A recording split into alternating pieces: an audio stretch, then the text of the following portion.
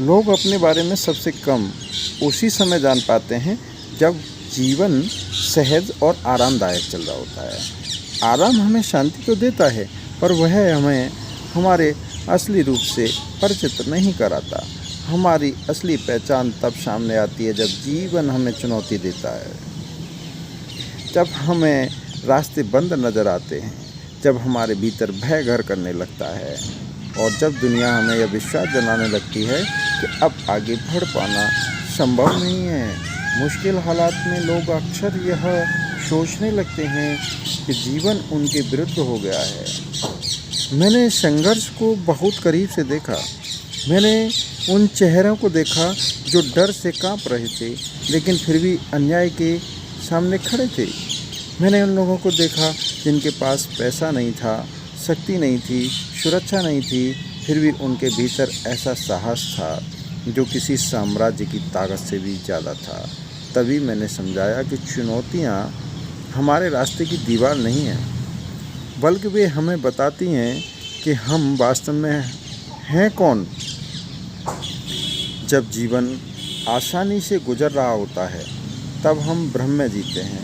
हमें लगता है कि हम साहसी हैं, धैर्यवान हैं या मजबूत हैं, पर जब संकट आता है तभी इन शब्दों की सच्चाई लोग अपने बारे में सबसे कम उसी समय जान पाते हैं जब जीवन सहज और आरामदायक चल रहा होता है।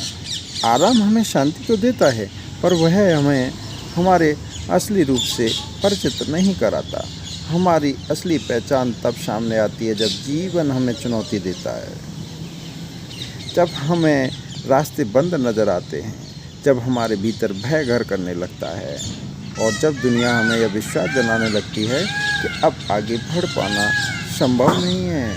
मुश्किल हालात में लोग अक्सर यह सोचने लगते हैं कि जीवन उनके विरुद्ध हो गया है। मैंने संघर्ष को बहुत करीब से देखा।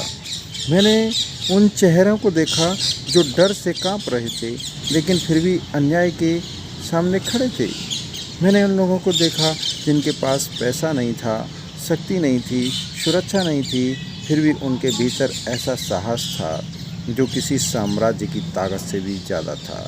तभी मैंने समझाया कि चुनौतियाँ हमारे रास्ते की दीवार नहीं हैं, बल्कि वे हमें बताती हैं कि हम वास्तव में हैं कौन।